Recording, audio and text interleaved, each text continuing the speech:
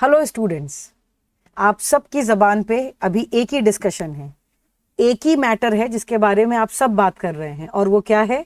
ICSI ने जो नया सिलेबस रोल आउट किया है, सारे स्टूडेंट्स इसी को लेके चिंतित भी हैं। कुछ डिस्कशंस हो रहे हैं, कुछ बच्चों को ये भी लग रहा है कि हाय राम, ये क्या हो गया, ये सिलेबस अब हम कैसे पढ़ेंगे, और कुछ बच्चे इसको लेके बहुत खुश भी हैं। बिफोर जंपिंग इनटू कंक्लूजन, ये देख लेते हैं कि आईसीएसआई के नए सिलेबस में छुपा क्या हुआ है। लेक्चर कार्ट ने फिर से ये इनिशिएटिव लिया है कि हम आईसीएसआई का ये सिलेबस जो कि 63 पेजेस का है, इसे हम एक दिन में इसके बारे में बात नहीं करेंगे। हम इसे तोड़ तोड़ के डिफरेंट छोटे छोटे वीडियोस में आपके सामने लेके आएंगे, जिसमें हम सीएसईटी के बारे में अलग, सीएस एग्जीक्यूटिव स्टूडेंट्स के लिए अलग और सीएस प्रोफेशनल के स्टूडेंट्स के लिए अलग वीडियोस आपके लिए लाएंगे। न केवल ये, बल्कि हम एग्जेम्पशन के रिलेशन में वीडियोस अलग लेके आएंगे, हम एग्जामिनेशन पैटर्न के बारे में वीडियोस अलग लेके आएंगे, हम सब्जेक्ट के डिटेल्ड एनालिसिस को किसी दूसरे वीडियो में पढ़ेंगे।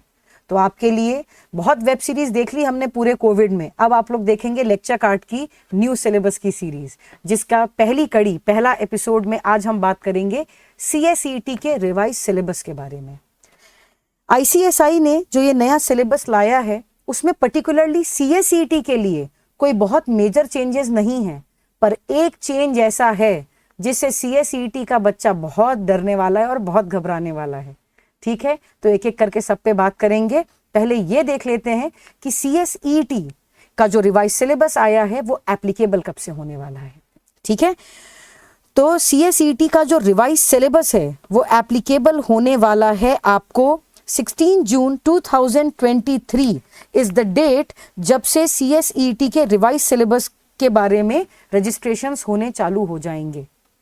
16 जून 2023 इज द स्टार्ट डेट जब आईसीएसआई सीएसईटी के लिए नया सिलेबस रोल आउट कर चुकी होगी, और जो भी बच्चा 16 जून के बाद रजिस्टर करेगा खुद को, वो नए सिलेबस के अंदर रजिस्टर होगा।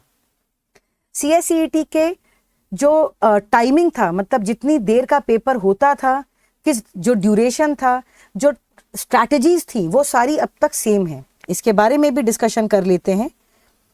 अगर आप देखें, बिजनेस कम्युनिकेशन जो कि पहला पार्ट है सीएसईटी का, वो 50 मार्क्स को कॉन्स्टिट्यूट करता है। ठीक है, legal aptitude, logical reasoning and quantitative aptitude, यहां पे है बदलाव। ये है आपको डराने वाला, जो छोटा सा पार्ट आपका ऐड हुआ है 20 मार्क्स का, जो कि है क्वांटिटेटिव एप्टीट्यूड। ये पहले नहीं था, अब ऐड हो गया है। Legal aptitude was always there, logical reasoning भी हमेशा से था, पर क्वांटिटेटिव एप्टीट्यूड नया ऐड हुआ है 20 मार्क्स का, जिसमें रेशियो, प्रपोर्शन, एल्जेब्रिक एक्सप्रेशंस, ये सारी चीजें ऐड हुई हैं जो हम कॉन्स में पढ़ते हैं। Economic and business environment same है, पहले भी था, अभी भी है। टॉपिक्स में अंदर कुछ छोटे मोटे चेंजेस हुए हैं, पर वो इतने डरावने नहीं है। 50 मार्क्स का ईबीई है और करंट अफेयर्स 30 मार्क्स का है। इसका डिटेल्ड एनालिसिस भी हम इस वीडियो में थोड़ी देर बाद करेंगे। उसके पहले ये जान लेते हैं कि mode of taking examination, time duration कितना है। मोड ऑफ एग्जामिनेशन होगा रिमोट प्रॉक्टर्ड मोड। देखिए, पहले भी रिमोट प्रॉक्टर मोड से, जैसा अभी भी रिमोट प्रॉक्टर मोड से ही पेपर हो रहा है, आगे भी रिमोट प्रॉक्टर मोड ही सजेस्ट किया गया है। कोविड के चलते रिमोट प्रॉक्टर मोड को बढ़ावा दिया गया था। अब हो सकता है आगे आने वाले टाइम में सिचुएशंस नॉर्मलाइज हो जाएं, कंडीशंस उतनी स्ट्रिंजेंट न रहें, तो मे बी अगर आईसीएसआई का काउंसिल उस समय डिसाइड करता है कि किसी नए मोड के थ्रू पेपर लिया जाए, तो वो हम तब के नोटिफिकेशन के हिसाब से समझेंगे। पर as of now remote proctor mode is the mode जिसके थ्रू सीएसईटी का पेपर होगा। सेकेंड इंपॉर्टेंट बात, एलिजिबिलिटी किस किस की है। कई बार जो 12th में अपीयर होने वाले स्टूडेंट्स हैं, वो ये सोचते हैं कि हम शायद सीएसईटी का पेपर देने के लिए एलिजिबल नहीं है, पर ऐसा नहीं है। Eligibility for giving CSET is two fold. Number 1, जो बच्चा 12th पास कर चुका है या 12th में अपीयर कर रहा है, ये एक क्राइटेरिया है। सेकेंड क्राइटेरिया इज 10th पास करने के बाद आपको प्रोविजनल बेसिस पे रजिस्ट्रेशन मिल जाता है टू अपीयर इन सीएसईटी। तो ये टू फोल्ड है, ये एक इंपॉर्टेंट पॉइंट है। पेपर होगा कैसे? क्या मैम डिस्क्रिप्टिव क्वेश्चंस होंगे? नहीं, पेपर कैसे होगा? मल्टीपल चॉइस क्वेश्चंस इसमें होंगे जो स्टूडेंट से पूछे जाएंगे। ठीक है, पेपर कितने मार्क्स का होगा? तो 200 मार्क्स का होगा और टोटल ड्यूरेशन होगा 2 आवर्स का, जिसमें 4 पार्ट्स में पेपर डिवाइडेड रहेगा, जो कि है पार्ट 1, पार्ट 2, पार्ट 3 और पार्ट 4। अब ये जान लेते हैं कि पार्ट 1, पार्ट 2, पार्ट 3 और पार्ट 4 अंदर से कैसे डिवाइडेड हैं।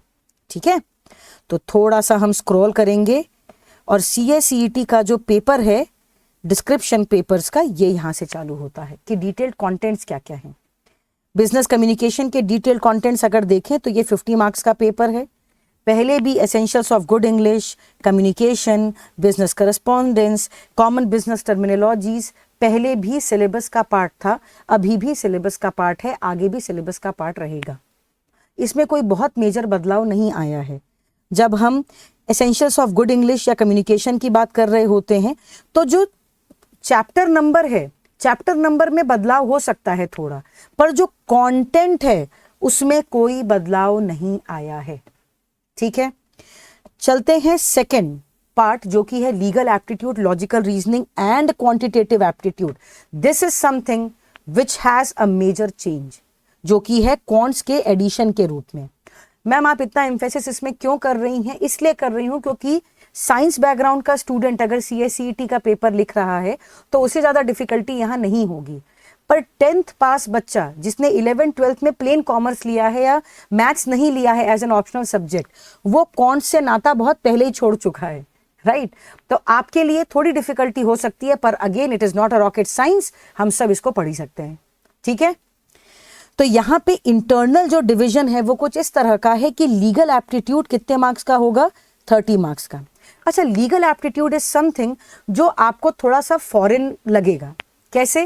क्योंकि यहाँ पे कॉन्ट्रैक्ट, कॉन्स्टिट्यूशन, टॉर्ट्स जैसे नए लॉज से आप पहली बार एक्सपोज्ड होंगे। जब आपने कॉन्स्टिट्यूशन सिविक्स में पढ़ा था 7वीं 8वीं में, तब आप बहुत छोटे थे, तब हम इसकी इंटेग्रिटी को समझ नहीं पाते थे। अब ये आपको फुल लेंथ पेपर की तरह लगेगा, फुल लेंथ एक चैप्टर है आपको ये, राइट? लॉजिकल रीजनिंग की बात करें तो यहाँ पे सिलॉजिज्म और clocks and calendars, blood relations, ऐसे टाइप के टॉपिक्स आपको होंगे जो कि अगेन 20 मार्क्स के लिए होंगे। और जो नया एडिशन है वो है क्वांटिटेटिव एप्टीट्यूड, जैसा कि आपको यहाँ पे दिख रहा है। लॉजिकल रीजनिंग में भी इंटरनल 3 डिविजन्स हैं, logical reasoning, verbal reasoning and non verbal reasoning. Quantitative aptitudes में जैसा मैंने अभी आपको वीडियो की शुरुआत में बताया था, whole number, decimals and fractions, relationship between numbers, ratio, proportion, square roots, profit and loss, averages, percentages, ये सारी चीजें से आप एक्सपोज्ड होंगे। टोटल ये कॉन्स्टिट्यूट करेगा 70 मार्क्स का। तो इसका मतलब ये एक ऐसा पार्ट है जिसको मेजर वेटेज है। इंटरनली भी ये आपस में 30-20-20 में डिवाइडेड है। तीसरे पार्ट की तरफ अगर हम बढ़े तो वो है EBE, economic and business environment. Student को जनरली ये लगता है कि जब वो इकोनॉमिक्स के साथ डील कर रहा होता है या इस पर्टिकुलर पार्ट के साथ डील कर रहा होता है तो वो दिमाग में बना लेता है सिर्फ माइक्रो और मैक्रो, पर ऐसा नहीं है। माइक्रो और मैक्रो पार्ट इसका मेजरली फर्स्ट और चैप्टर में ही कवर हो रहा है। चैप्टर नंबर 3 से हम मेजरली पॉलिसीज जो बन रही हैं, क्या स्टार्टअप पॉलिसीज आ रही हैं, देश में क्या हो रहा है, क्या टाइप की पॉलिसीज देश के एनवायरनमेंट, बिजनेस एनवायरनमेंट के फर्दरेंस के लिए लाई जा रही हैं, या वर्ल्ड इंडेक्स कैसा चल रहा है। If you take India as a country, तो इंडिया की क्या रैंकिंग चल रही है वर्ल्ड रैंकिंग में, ये सारे कॉन्सेप्ट हम EBE में पढ़ते हैं। तो यहाँ पे सिर्फ प्लेन इकोनॉमिक्स हम नहीं पढ़ रहे हैं, रैदर हम बिजनेस एनवायरनमेंट भी पढ़ रहे हैं, जिसके कारण ये पेपर थोड़ा ट्रिकी हो जाता है, क्योंकि बहुत सारा कुछ समझने को भी होता है और याद करने के लिए भी होता है, जो कि कॉन्स्टिट्यूट करता है 50 मार्क्स का। इंटरनल डिवीजन है 25 और 25 मार्क्स का।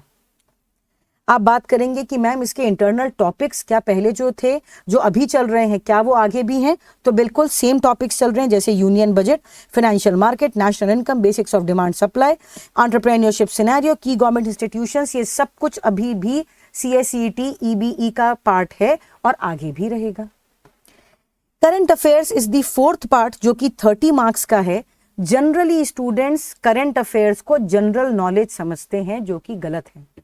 करंट अफेयर्स का मतलब क्या है?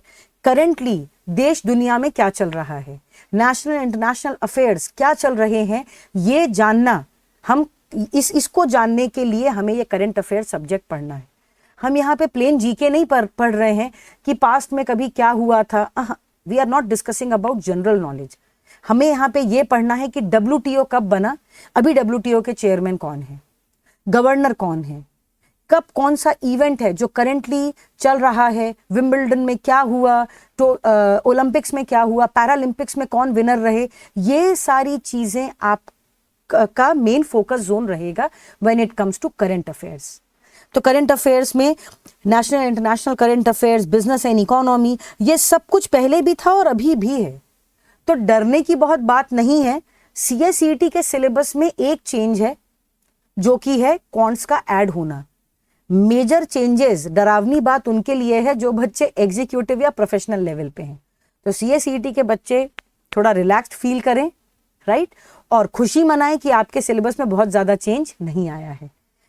तो आज हमने क्या डिस्कशन किया, आज के वीडियो में एपिसोड 1 में हमने ये डिस्कशन किया कि CSET के सिलेबस में क्या चेंज आया, और अगले एपिसोड में हम बात करेंगे CS एग्जीक्यूटिव लेवल के बारे में कि एग्जीक्यूटिव लेवल में क्या चीजें ऐड हुई हैं, क्या चीजें डिलीट हुई हैं। आज के लिए इतना ही, पर क्योंकि हमें टाइम एंड अगेन अपडेटेड रहना पड़ता है, तो हमें यह जानना बहुत जरूरी है कि हम चैनल को अभी क्या कर लें, सब्सक्राइब कर लें, क्योंकि अगर हम चैनल को सब्सक्राइब नहीं करेंगे तो हमें अपडेट कैसे मिलेगा। अपडेट तो तब हमारे पास तुरंत पहुंचेगा जब हम बेल आइकन भी प्रेस कर लेंगे। तो बताइए हमारा होमवर्क क्या है। सबसे पहले चैनल को सब्सक्राइब करेंगे, उसके बाद हम बेल आइकन प्रेस करेंगे, एंड मोस्ट इंपॉर्टेंटली इस वीडियो को हम बहुत ज़्यादा शेयर करेंगे ताकि जितने भी जूनियर्स हैं, या जब अगर कोई सीनियर लेवल बंदा देख रहा है इसको या बंदी देख रही है, तो आपकी जिम्मेदारी क्या है कि भाई जूनियर को सही बात बताएंगे ना, गलत भाषा गलत चीज़ थोड़ी ना बताएंगे। तो सबसे पहले आप लोग इस वीडियो को देखिए, शेयर करिए, और पूरा वीडियो देखेंगे सब लोग, और आप प्रमोट करेंगे दूसरों को भी कि वो पूरा वीडियो देखें, राइट। और जो बच्चा CSET अटेम्प्ट करने वाला है उसके लिए तो ये वीडियो भगवान स्वरूप उतरा है, क्योंकि सारी इंफॉर्मेशन इस एक वीडियो में आपके लिए कंटेन्ड है। इसके बाद भी अगर आपको कोई डाउट है, कोई क्वेरी है, तो आप कमेंट सेक्शन में कभी भी पूछ सकते हैं। लेक्चर कार्ड आपको तुरंत रिप्लाई करेगा, या आपकी जो भी शंकाएं हैं उन्हें पूरा करने के लिए हमेशा तत्पर रहेगा। तो अभी चैनल को सब्सक्राइब करिए, बेल आइकन प्रेस करिए। आज के लिए इतना ही, थैंक यू।